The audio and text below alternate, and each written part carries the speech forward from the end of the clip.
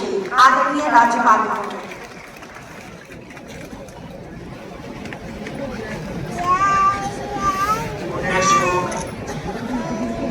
माता अहिल्याबाई की जन्म शताब्दी के कारण आज हम यहाँ उपस्थित हुए। बहुत ही शुभ अवसर है। जैसे कि हमारे पूर्व वक्ता हमको बता रहे थे आज के दिन का विशेष महत्व क्या है, ऐसे ही शुभ अवसर पर और इस शुभ काम में मेरे साथ मंच पर उपस्थित है अभी अभी जिनका आपने बहुत ही सुंदर ऐसा उद्बोधन सुना, बहुत ही महत्वपूर्ण, बहुत ही विशेष था।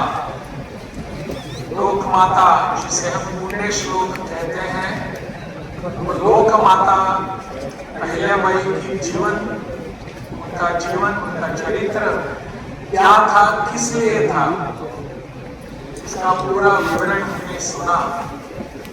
ऐसे लोक माता अहिल्याबाई होलकर जन्म शताब्दी समारोह समिति जो है उसके राष्ट्रीय सचिव डॉक्टर माला ठाकुर जी, मगध विश्वविद्यालय के सौजन्य से ये कार्यक्रम हो रहा है। मगध विश्वविद्यालय के माननीय कुलपति डॉक्टर एस.पी. शाही जी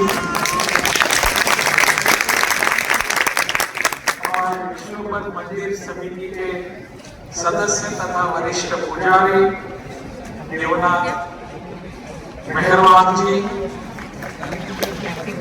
राष्ट्र सेविका समिति की इस जिले की कार्यवाहिका श्रीमती प्रियंका कुमारी जी, सामने बैठे आदरणीय स्वामी वेंकटेश प्रपन्नाचार्य जी, अन्य सभी विभिन्न संस्थाओं के प्रमुख, राष्ट्रीय स्वयंसेवक संघ के क्षेत्र के कार्यवाह मोहन जी, अन्य सभी उपस्थित महानुभाव, बहनों और भाइयों, आज का यह कार्यक्रम बहुत ही विशेष इसलिए है कि हम आज के इस कार्यक्रम से कुछ प्रेरणा लेकर जाने वाले हैं। कार्यक्रम ऐसे आयोजित बहुत होते हैं, परंतु हमको कुछ लेने के लिए, देने के लिए कार्यक्रम बहुत कम होते हैं। कार्यक्रमों का महत्व तो होता है, अपने आप में होता है, परंतु जो कार्यक्रम यहाँ हम करते हैं उससे कुछ संदेश लेने योग्य कार्यक्रम बहुत कम होते हैं। आज का कार्यक्रम इसलिए विशेष है। पुण्य श्लोक अहिल्याबाई होलकर जिनका पूरा जीवन चरित्र देखेंगे तब पता चलता है वो वास्तव में लोक माता थी। अब माला ठाकुर जी ने हम सबको बताया उनका चरित्र क्या था और उनका जीवन कार्य क्या था। इस जीवन कार्य में उन्होंने जो भी किया है वो समाज के लिए किया था, राष्ट्र के लिए किया था, न कि उनके व्यक्तिगत स्वार्थ के लिए। ऐसा जीवन, ऐसा चरित्र हमारे बीच था जिनको आदर्श रखकर हम आगे बढ़ सकते हैं, बढ़ने वाले हैं। हम बहुत बार देखते हैं कि पश्चिमी सोच, जो वेस्टर्न थॉट्स जो होते हैं, वो नारी शक्ति का या स्त्री मुक्ति का नारा लगाते हैं और क्या कहते क्या है कि हमारे यहाँ, यानी खास करके हमारे देश में नारी पर हमेशा के लिए अत्याचार हुआ है, उसको दबाया गया है, उसको नीचे दिखाया गया है।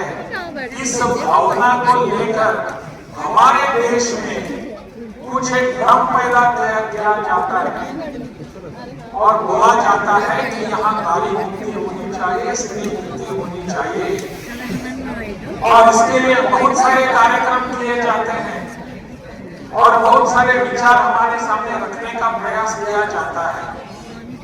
बहुत बार ऐसा भी होता है कि ऐसे प्रचारों के लिए हम उसके बली हो जाते हैं, हम उसके हावी हो जाते हैं। हमको सोच समझ पर इस पर आगे बढ़ने की आवश्यकता है। इस देश में जो भी हो रहा है वो आने वाले समय के लिए एक विकसित देश के लिए आगे आना चाहिए। यह संभव न हो इसके लिए पूरे प्रयास पूरे विश्व भर से चल रहे हैं। मुझे लगता है आज का कार्यक्रम हमारे आंखों में एक अलग सी खुशबू देने वाला है कि लोक माता अहिल्याबाई ने क्या क्या समाज में काम किए थे। अगर हमारे यहाँ नारी शक्ति को दबाया जाता था, अगर हमारे यहाँ स्त्री शक्ति को मुक्त वातावरण नहीं दिया गया होता तो लोक माता अहिल्याबाई जैसे आदर्श व्यक्तित्व हमारे सामने नहीं आता था। मुझे लगता है कि इसको ध्यान में रखकर यह कार्यक्रम का आयोजन किया गया है, क्योंकि हमारे यहाँ बहुत बार जो हमारी माताएं, हमारे देश की महिलाएं या हमारे देश की बहनें, उनको सामने लाने का प्रयास किया नहीं है। जो किया वास्तव में, जिन्होंने समाज के लिए, राष्ट्र के लिए अपना पूरा जीवन समर्पित कर दिया है, परंतु उनका जीवन चरित्र आगे लाने का कोई किसी ने प्रयास नहीं किया।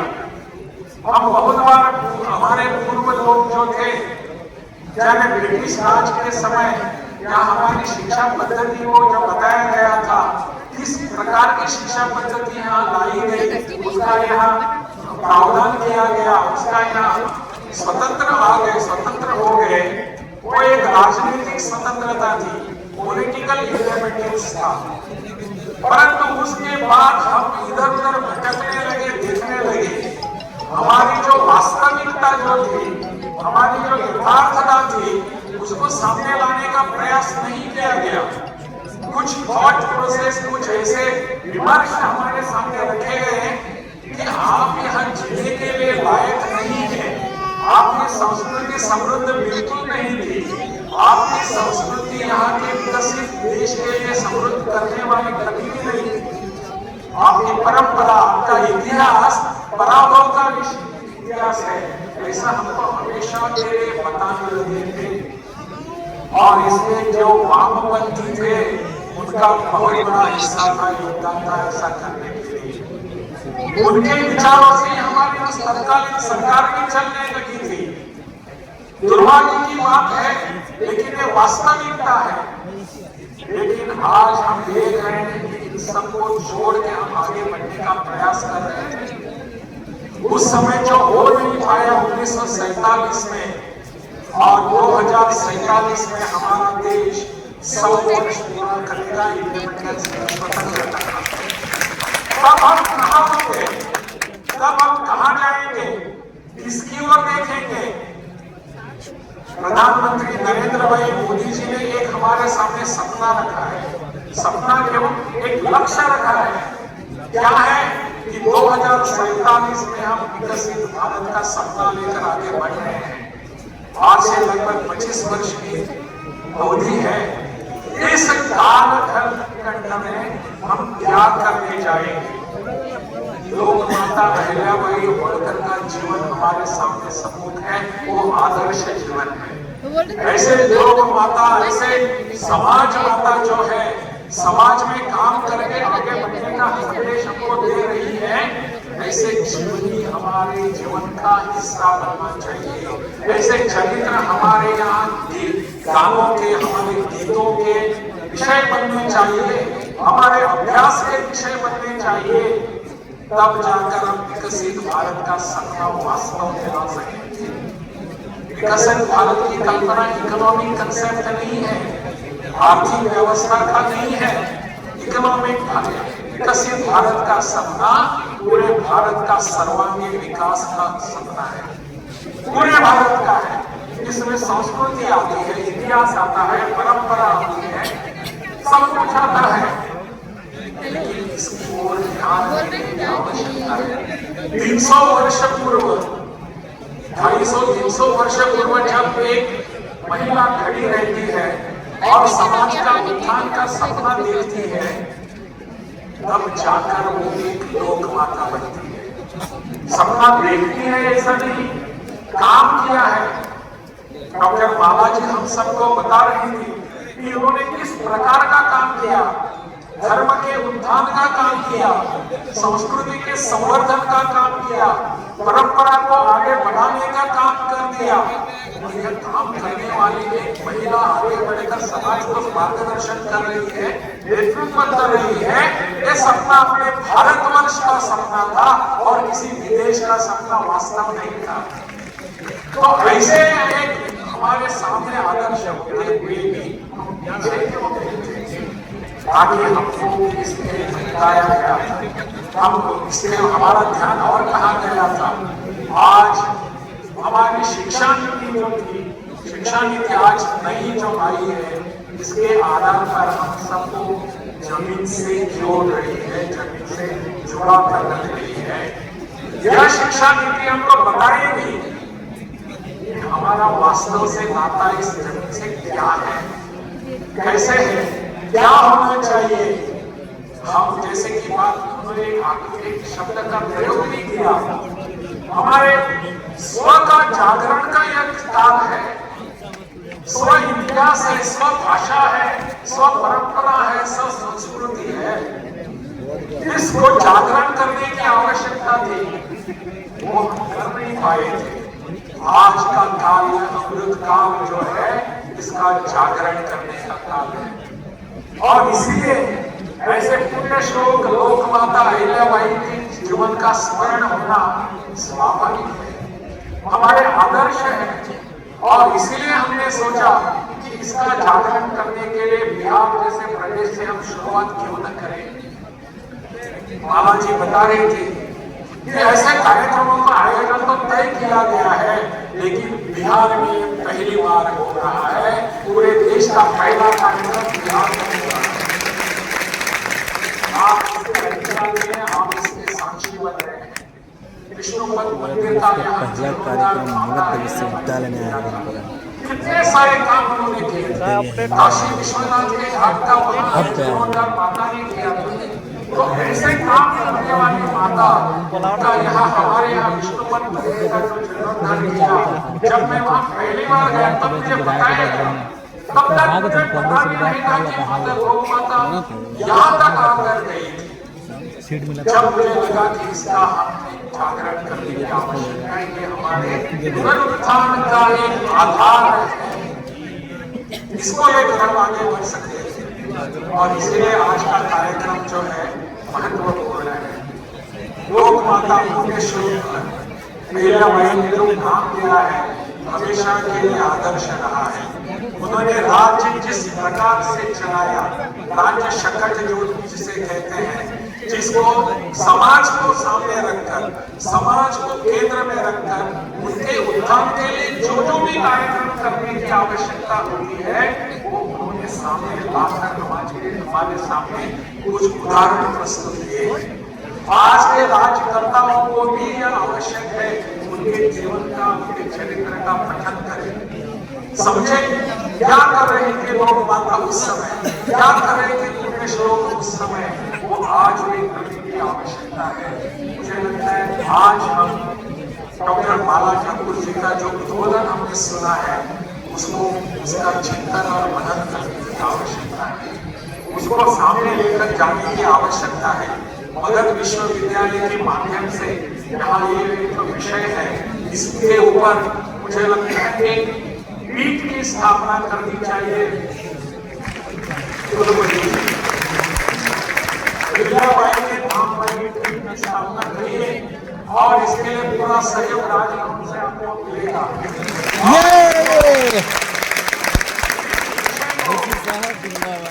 स्थापना करके वो केवल अपने विश्वविद्यालय के 4 दीवारों के भीतर नहीं रहना चाहिए। इस पर जो भी शोध होगा, इस पर जो भी हम रिसर्च करेंगे, वो पूरे समाज के सामने तुरंत आना चाहिए। इसलिए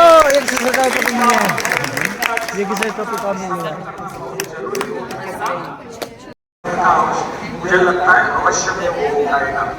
इस सब विषय को सामने रखकर आप सब यहाँ उपस्थित होकर एक नए विषय को समाज के हर घर में पहुंचाने का प्रयास हम सब मिलकर करेंगे। आप सबको धन्यवाद देते हुए मैं मेरी वाणी को विराम देता हूँ। हमको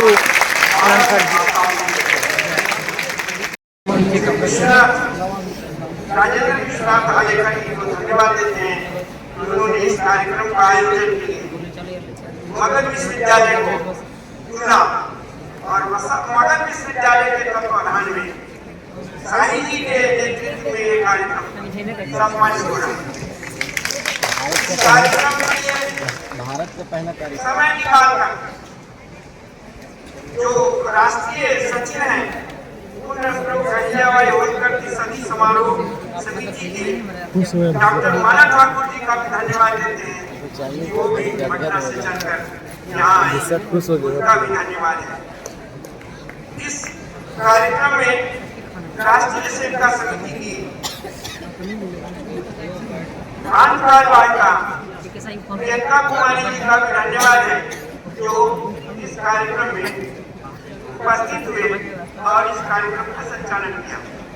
इस कार्यक्रम में दयानगर से विष्णुपद मंदिर प्रबंधकारिणी की ओर से बच्चूलाल चौधरी, कन्हैयालाल मेहरबान, मणिलाल वाली और बहुत सारे विद्यावान बंधु तीर्थ पुरोहित यहाँ आए, उन सब का भी धन्यवाद ज्ञापन करते हैं। साथ ही श्री वेंकटेश जी जो रामानुज मठ के महंत हैं, मैं उनका भी हृदय से धन्यवाद करता हूँ।